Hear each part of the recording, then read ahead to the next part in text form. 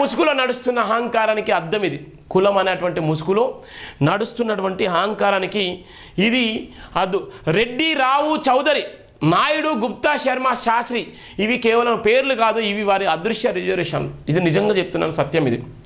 ఎందుకు నేను ఈ మాట చెప్తున్నంటే 2 రోజుల కంచెలు మనం చూస్తున్నాం.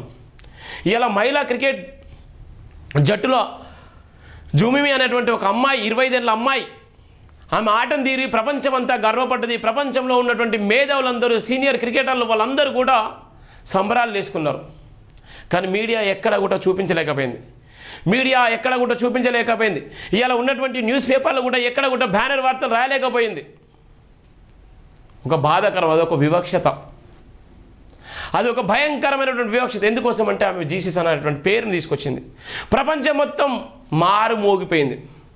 ఇక్కడ ఉన్నటువంటి నేపథ్యంలో కులం అనే ముసుగులు నడుస్తున్న అహంకారానికి ఇది అద్దం పట్టినటువంటి నేపథ్యం ఉంది. అందుకనే నేను రాసిన సందర్భాలని రెడ్డి, రావు, చౌదరి, నాయుడు, గుప్తా, శర్మ, శాస్త్రి ఇవి కేవలం పేర్లు కాదు, ఇవి వారి అదృశ్యమైనటువంటి రిజర్వేషన్లు, వాళ్ళకి కలిసి వచ్చినటువంటి రిజర్వేషన్లు.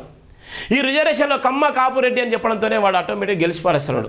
వాడు నా ఓడు, వాడు బలమైనోడు, వాడు బలిసినోడు అంతే. ఇవి వాళ్ళకు కలిసి వచ్చేటువంటి పేర్లు, రిజర్వేషన్లు. ఉద్యోగం ముందు పేరు సిఫరస్, ఓటు ముందు కులమే గుర్తింపు, అధికారం ముందు ధర్మమే కవచం. అయితే ఒక్కసారి ఆలోచించండి. చంద్రబాబు మాదిగా, పవన్ నాయక్గా, రేవంత్ మాలగా, కేసీఆర్ మాదిగగా పేర్లు పెట్టుకొని ఎన్నికలు నిలబడ్డారంటే వారిని ఎమ్మెల్యేగానైనా గెలిపిస్తారా, సర్పంచ్గానైనా నమ్ముతారా? జవాబు తెలిస్తే మన సమాజం ఎంత మనస్మృతిలో బతుకుతుందో అర్థమవుతున్నటువంటి నేపథ్యం. నేను ఎందుకు ఈ మాట చెప్పానంటే ఇవాళ చాలా వరకు జుమిమి అనేటువంటి ఒక అమ్మాయి, ఆమె జీసస్ అన్నందుకు వివిధ రకాలుగా ఆమె ప్రతిభను గుర్తించినటువంటి నేపథ్యంలో ఇష్టానుసారంగా ట్రోల్ చేస్తున్నటువంటి సందర్భంలో ఈ వాక్యాలు చేయడం జరిగింది.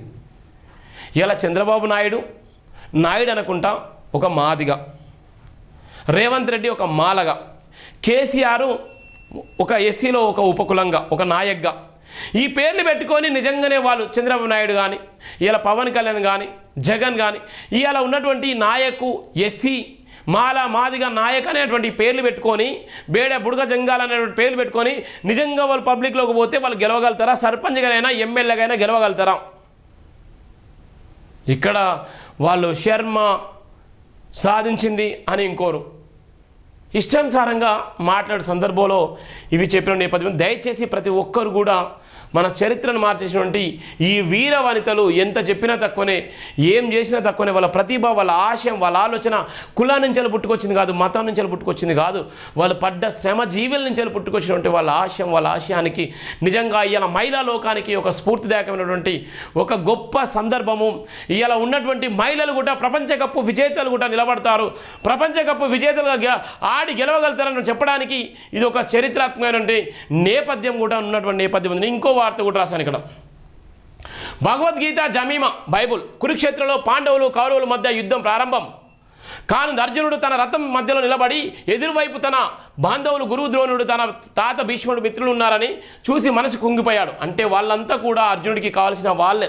ఆ క్షణంలో అర్జునుడికి వచ్చిన ఆలోచననే, ఇవాళ నేను యుద్ధం చేస్తే నా సొంత వారినే చంపాల్సి వస్తుంది, ఇలాంటి విజయానికి విలువ ఉందా, పాపం కాకుండా ఎలా బతకాలి అని ఆలోచిస్తూ అర్జునుడు తన గాంధీవరం వదిలి యుద్ధం చేయడానికి నిరాకరించాడు. ఈరోజు చాలామంది ట్రోల్ చేసేటువంటి వాళ్ళందరికీ ఇది ఒక అంకితం. నేను ఎందుకు చెప్తుందంటే ఇవాళ ప్రధానమైనటువంటి నేపథ్యం, ఇది ఒక ప్రధానమైనటువంటి వార్త నేపథ్యంలోనే చెప్తున్న సందర్భాలని.